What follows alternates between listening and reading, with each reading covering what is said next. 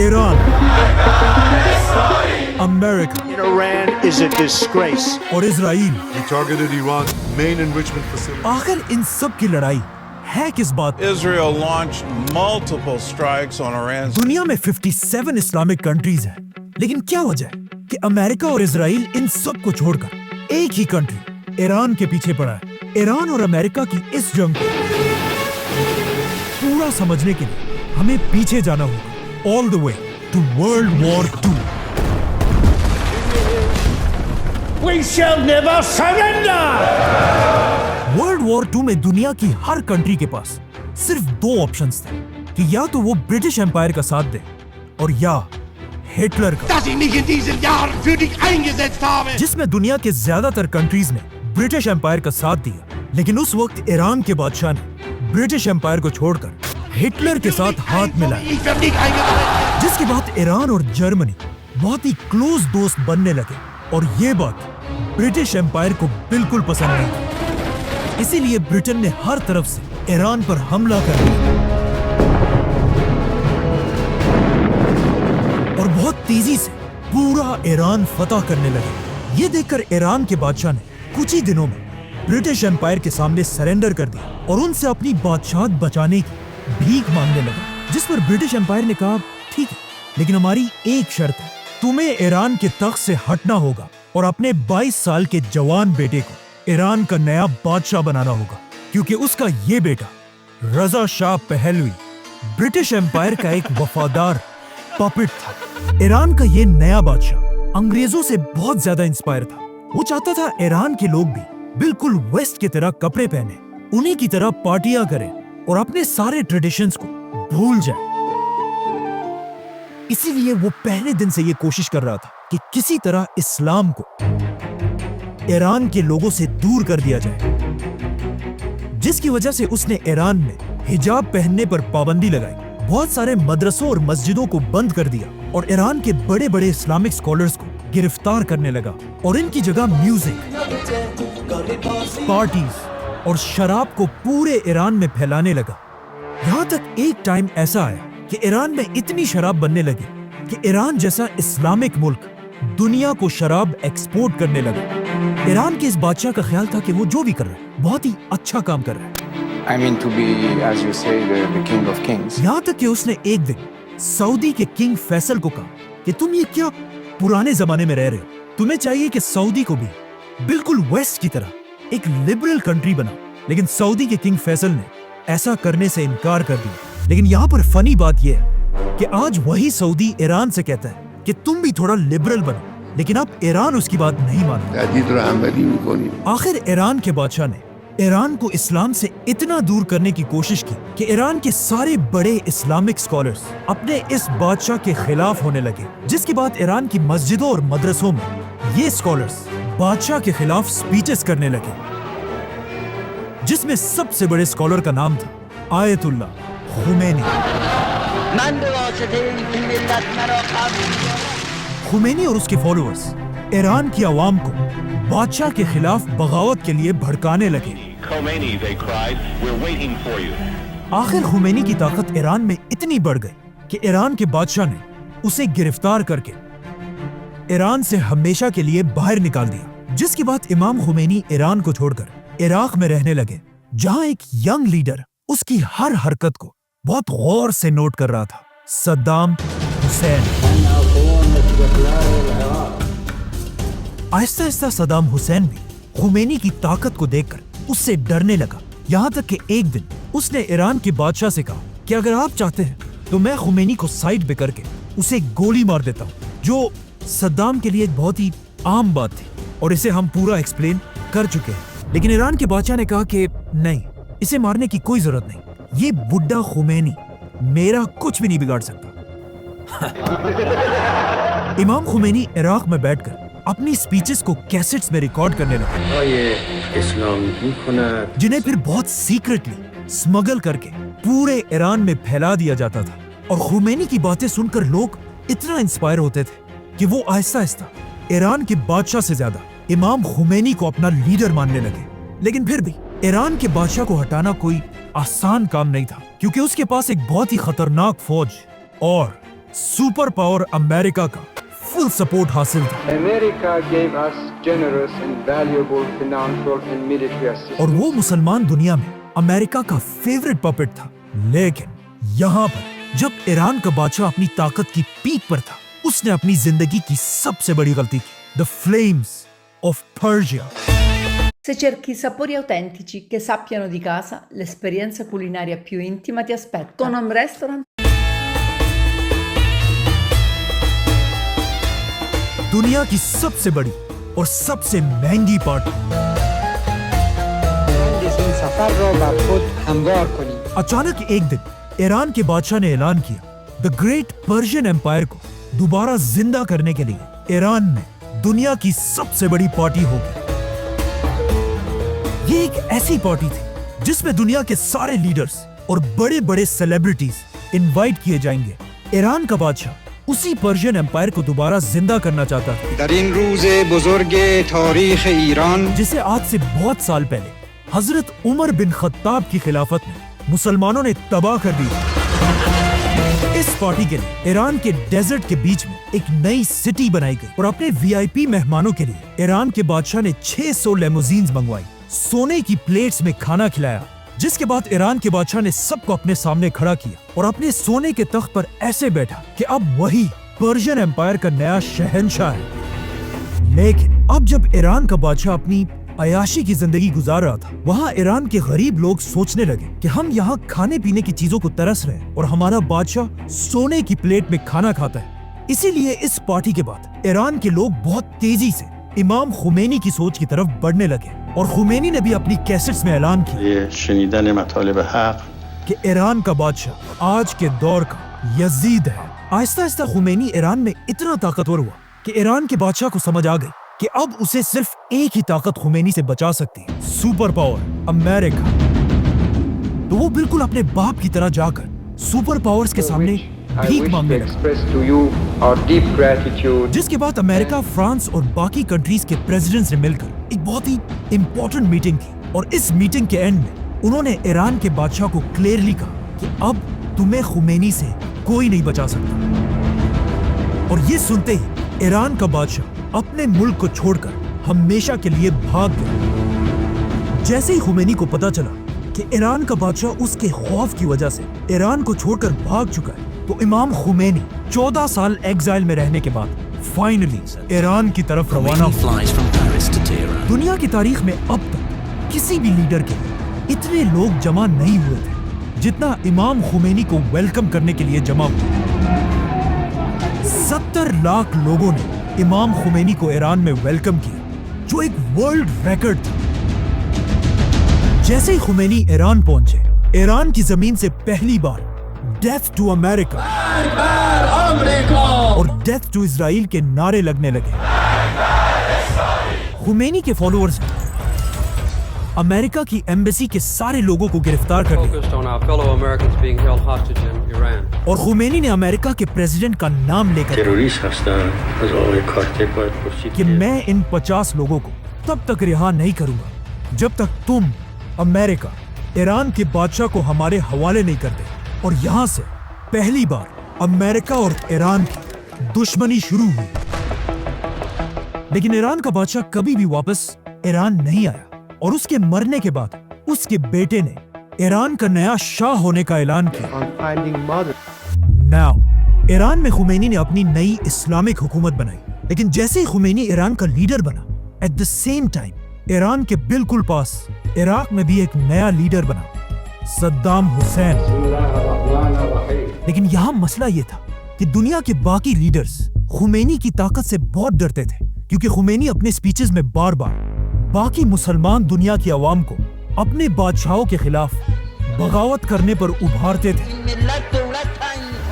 ये देखकर इराक के लीडर सद्दाम हुसैन ने अमेरिका और अरब लीडर्स के कहने पर खुमैनी पर हमला कर दिया और 8 साल तक ईरान और इराक के दरमियान एक बहुत ही सख्त जंग हुई। लेकिन सद्दाम हुसैन के पास पूरी दुनिया की सपोर्ट होने के बाद भी वो खुमैनी को उसके तख्त से हटा नहीं सका और आखिर 8 साल बाद जैसे ये जंग खत्म हुई, उसके कुछ ही अरसे बाद इमाम खुमैनी इस दुनिया से चले गए। खुमैनी का जनाजा दुनिया की तारीख का सबसे बड़ा जनाजा था, क्योंकि उसके जनाजे में 1 करोड़ लोग शामिल थे, जो आज तक Guinness book of world records में किसी भी लीडर के लिए दुनिया की सबसे बड़ी गैदरिंग है। जिसके बाद ईरान के मिनिस्टर्स ने मिलकर खुमैनी के बाद अपना नया लीडर चूज किया, आयतुल्लाह खुमैनी का स्टूडेंट आयतुल्लाह अली खामेनाई, जो आज तक ईरान का सुप्रीम लीडर है।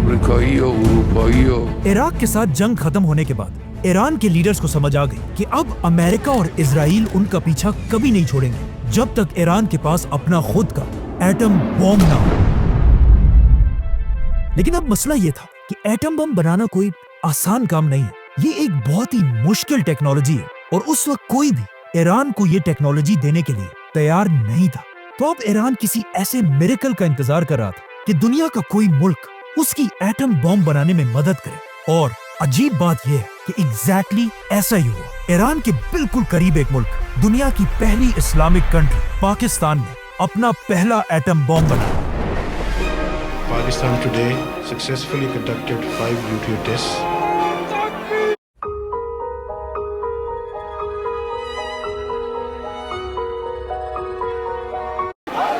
पाकिस्तान का एटम बम बनाने के बाद अब्दुल कदीर खान बहुत ही सीक्रेटली ईरान को एटम बम बनाने के लिए सेंट्रीफ्यूज टेक्नोलॉजी भेजने लगे।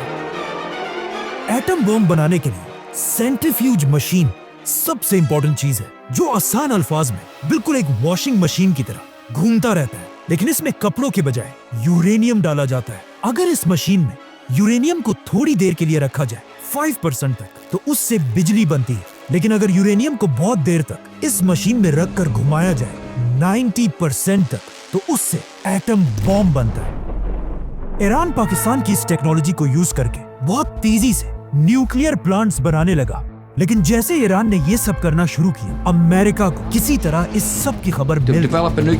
अब पाकिस्तान का एटम बम तो अमेरिका को फिर भी किसी हद तक कबूल था, क्योंकि पाकिस्तान अमेरिका का बहुत ही वफादार मुल्क है। Beggars can't be choosers. हमें अपनी कौम का पेट पालना है। और पाकिस्तान चाहे जो भी हो जाए, अमेरिका के खिलाफ कभी नहीं जाता, Especially the government of Pakistan. क्योंकि पाकिस्तान और अमेरिका बहुत ही पुराने दोस्त हैं। Honor to be with my friend. लेकिन ईरान पाकिस्तान से बिल्कुल ऑपोजिट, बार बार अमेरिका की आंखों में आंखें डालकर उसे धमकियां देता था। इसीलिए जैसे ही अमेरिका को ईरान के इस प्रोजेक्ट का पता चला, अमेरिका का प्रेसिडेंट पूरी दुनिया के सामने आया और उसने अपनी स्पीच में कहा कि दुनिया में कुछ मुल्क ऐसे हैं जो अपने लिए केमिकल और एटम बॉम्ब बनाना चाहते हैं। एक इराक का सद्दाम हुसैन और दूसरा ईरान का खामेनाई, जिसका आज पूरी दुनिया को पता है कि ये एक बहुत बड़ा झूठ George Bush made a mistake. George Bush की इस स्पीच के कुछ ही अरसे बाद अमेरिका ने सद्दाम हुसैन पर हमला कर दिया और इराक में हजारों लोगों को मारकर सद्दाम की हुकूमत खत्म कर दी। सद्दाम हुसैन की हुकूमत को इतनी आसानी से तोड़ने के बाद अमेरिका को इस बात का पता चला कि वो दुनिया के किसी भी मुल्क पर झूठा इल्जाम लगाकर उस पर हमला कर सकता है। इसीलिए अफगानिस्तान और इराक पर हमले के बाद अब अमेरिका का अगला शिकार ईरान था, और अमेरिका बार बार दोबारा ये झूठ बोलने लगा कि ईरान के पास भी एटम बॉम्ब्स हैं, जिसके बाद अब पूरी दुनिया की नजरें ईरान के लीडर आयतुल्लाह खामेनाई पर थी। और ये ईरान पर हमला करने का बेस्ट टाइम था, क्योंकि ईरान के एक तरफ अफगानिस्तान में अमेरिका की बहुत बड़ी फौज थी और ईरान की दूसरी तरफ इराक भी अमेरिका की फौज से भरा हुआ था। मतलब अमेरिका ने ईरान को हर तरफ से घेर लिया था। तो अब पूरी दुनिया की नजरें ईरान के लीडर आयतुल्लाह खामेनाई पर थी कि वो किस तरह अपने मुल्क ईरान को सुपर पावर अमेरिका से बचाएगा। और यहाँ पर खामेनाई ने एक ऐसी बात की जिससे अमेरिका के पास ईरान पर हमला करने के सारे बहाने टूट गए। खामेनाई, जो इस्लामिक दुनिया का एक बहुत बड़ा स्कॉलर है, उन्होंने एक फतवा दिया कि इस्लाम में मुसलमानों के लिए एटम बॉम्ब बनाना हराम है, क्योंकि इस्लाम तो हमें ये सिखाता है कि जंग के मैदान में भी किसी भी बच्चे, बूढ़े या औरत को नहीं मारा जा सकता। इवन जंग में दरख्तों को भी काटने की इजाजत नहीं है। लेकिन एटम बॉम्ब एक ऐसी चीज है जो बिना कुछ देखे हर चीज तबाह कर देती है। इसीलिए ईरान के खामेनाई ने एटम बॉम्ब को मुसलमानों के लिए हराम कहा और साथ ही ऐलान किया کہ ایران کا ایٹم بم بنانے کا کوئی ارادہ نہیں ہے اور ایران کے دروازے سب کے لیے کھول دے، اور ساتھ یہ اعلان کیا کہ دنیا کی کوئی بھی ایجنسی ایران آ کر خود دیکھے کہ ایران کا ایٹم بم بنانے کا کوئی ارادہ نہیں ہے۔ لیکن یو این کی ٹیم نے ایران جا کر یہ دیکھا کہ ایران کے سارے نیوکلیئر پلانٹس بالکل اسی ڈیزائن پر بنے ہیں جس طرح پاکستان میں بنائے گئے ہیں، اور پوری دنیا کو سمجھ آ گئی کہ ایران نے یہ ٹیکنالوجی پاکستان سے خریدی ہے، اور پاکستان پر اتنا پریشر بڑھنے لگا کہ خود عبد القدیر خان نے ٹی وی پر آ کر اس بات کو ایکسپٹ کی اور پھر سب سے معافی مانگی، اور پاکستان نے دنیا کو خوش کرنے کے لیے عبد القدیر خان کو گرفتار کر کے اسے اپنے ہی گھر میں بند کر دیا۔ خامنائی کے اس فتوے کے بعد امریکہ کے پاس ایران پر حملہ کرنے کا اب کوئی بہانہ نہیں تھا، لیکن دنیا میں ایک کنٹری ایسے تھی جو بار بار امریکہ کو ایران پر حملہ کرنے کے لیے مجبور کر دیا، لیکن امریکہ نے اسرائیل کی بات نہیں مانی۔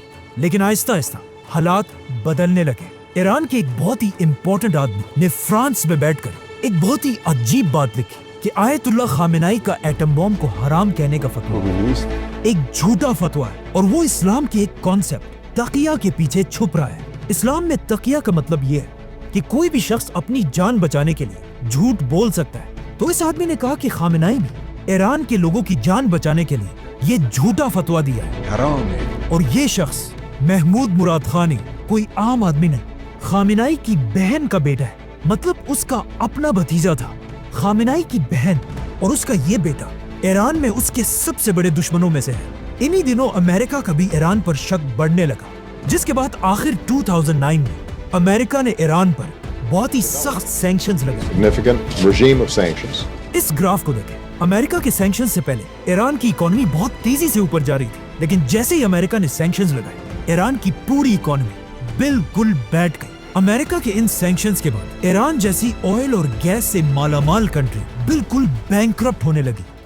امریکہ کی مرضی کے بغیر ایران اپنا گیس پوری دنیا میں کسی کو نہیں بیچ سکتا، ایون اپنے قریبی ملک پاکستان سے ڈیل کے بعد بھی پاکستان ایران سے گیس نہیں خریدتا، اور ایران کی سستی گیس چھوڑ کر دور قطر سے LNG منگواتا ہے۔ یہ ایسا ہی ہے کہ کوئی کسی بڑے چودھری کے ڈر سے اپنے گھر کے پاس والی دکان کی چیزوں کو چھوڑ کر روز دور جا کر مہنگی چیزیں خریدتا ہو۔ صرف 3 بڑی کنٹریز دنیا میں ایسی ہیں جو ایران کے ساتھ آج بھی بزنس کرتی ہیں، چائنا، رشیا اور انڈیا۔ آخر امریکہ کے ان سینکشنز کی وجہ سے ایران کے حالات اتنے خراب ہوئے کہ ایران کی گورنمنٹ امریکہ سے ڈیل کرنے کے لیے تیار ہو گئی، اور آخر امریکہ کے پریزیڈنٹ براک اوباما کے ساتھ ایران نے نیوکلیئر ڈیل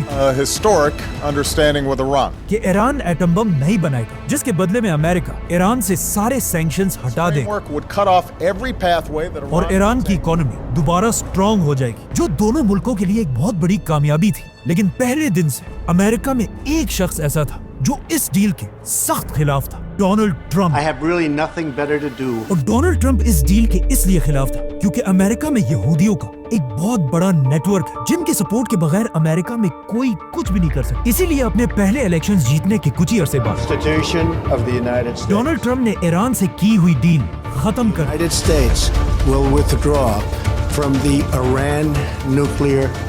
اور ایک بار پھر ایران کی اکانومی کمزور کرنے کے لیے ایران پر سخت سینکشنز لگائے، جس سے ایران کی اکانومی ایک بار پھر تیزی سے گرنے لگی۔ لیکن آف کورس ایران بھی ایران ہے، وہ باقی مسلم دنیا کی طرح ڈر کر خاموش رہنے والا نہیں تھا۔ جیسے ہی ٹرمپ نے ایران پر پابندیاں لگا، ایران نے اپنا نیوکلیئر پروگرام دوبارہ شروع کیا۔ لیکن دوسری طرف ڈونلڈ ٹرمپ کو بھی سب جانتے کہ وہ دنیا میں اپنے علاوہ کسی کی بھی بدماشی برداشت نہیں کرتا۔ جب ایران نے امریکہ کی آنکھوں میں آنکھیں ڈالی، ڈونلڈ ٹرمپ نے انہیں سبق سکھانے کے لیے اچانک ایک دن ایک میزائل حملے سے ایران کے آرمی چیف قاسم سلیمانی کو اڑا دیا۔ یہ ایران اور اس کے عوام کے لیے بہت ہی بے عزتی کی بات ہے کہ کوئی اتنی آسانی سے پوری دنیا کے سامنے ان کے آرمی چیف کو مار دے، جس سے آہستہ آہستہ ایران میں امریکہ کے خلاف غصہ بڑھنے لگا۔ اور جیسے ہی سلیمانی کی موت کے بعد ایران میں نئے الیکشنز ہوئے، ایران کے اگلے الیکشنز میں ایک نیا پریزیڈنٹ آیا، ابراہیم رئیسی، جو ایران کا بہت ہی سخت پریزیڈنٹ تھا اور کسی حال میں بھی امریکہ اور اسرائیل کے سامنے جھکنے کے لیے تیار نہیں تھا۔ ابراہیم رئیسی کے پریزیڈنٹ بنتے ہی ایران کا نیوکلیئر پروگرام دوبارہ بڑھنے لگا، اور اس کے ساتھ ہی صدر بنتے ہی सबको ये बात क्लियरली समझा दी कि ईरान अब अमेरिका से कोई डील नहीं करेगा। और इसके साथ ही उन्होंने इजराइल के खिलाफ लड़ने वाले सारे ग्रुप्स को फंडिंग और वेपन्स भेजना शुरू किए और उन्हीं के दौर में इजराइल और गजा की वॉर शुरू हुई। लेकिन हम सबको पता है जब कोई भी लीडर अमेरिका और इजराइल के खिलाफ इतना ओपनली बोलता है तो उसके साथ क्या होता है। Sofia è rimasta in BBVA per il 3% di remunerazione i primi 6 mesi, che poi continua a lungo termine. Ciao, sono Way, conosciuto sul web come ClimaWay, sempre attento al risparmio. President Raisi died when their helicopter crashed on. रईसी के जाने के बाद आज से 1 साल पहले Iran में दोबारा इलेक्शंस हुए, जिसमें ईरान की अवाम ने इब्राहिम रईसी से बिल्कुल ऑपोजिट लीडर चूज किया, जो एक बहुत ही सॉफ्ट और काम इंसान है, जिसने प्रेसिडेंट बनते ही सबसे पहले ऐलान किया कि हम आज भी आयतुल्लाह खामेनाई के उसी फतवे के साथ मजबूती से खड़े हैं और ईरान कभी भी एटम बॉम्ब नहीं बनाएगा। Nukes, they are not developing nukes. साथ ही उन्होंने ये भी कहा कि ईरान अमेरिका बल्कि पूरी दुनिया के साथ डील करने को तैयार है, जिससे बहुत ही सीक्रेटली आज से कुछ ही अरसा पहले अमेरिका और ईरान की दोबारा डील के लिए मीटिंग्स होने लगी।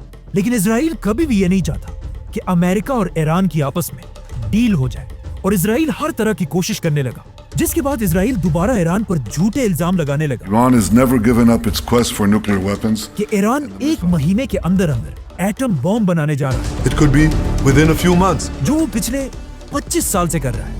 Iran has never given up its quest for nuclear weapons. Who will be the first to achieve nuclear weapons? From there, it's only a few months, possibly a few weeks. Iran could produce a nuclear weapon in a very short time. An initial device within months. ये कैसा atom bomb है जो पिछले 25 साल से 1 महीने में बनने वाला है, लेकिन आज तक नहीं बना। इजराइल ने ईरान पर यह इल्जाम भी लगाया कि ईरान बार बार अमेरिका के प्रेसिडेंट डोनाल्ड ट्रंप को मारना चाहता है। इसीलिए आज इजराइल ईरान पर हमला करके ईरान के हर उस शख्स को चुन चुन कर मार रहा है। Where at least 8 people have been The killed. top advisor to Iran's supreme leader has died after being. जो अमेरिका के साथ डील करना चाहते हैं, और इन हमलों से इजराइल यही कोशिश कर रहा है कि किसी तरह ईरान गुस्से में आकर कोई ऐसा गलत कदम उठाए जिससे सुपर पावर अमेरिका ईरान पर हमला कर दे और आज से बहुत साल पहले बनने वाली आयतुल्लाह खुमैनी की हुकूमत टूट जाए। सब्सक्राइब।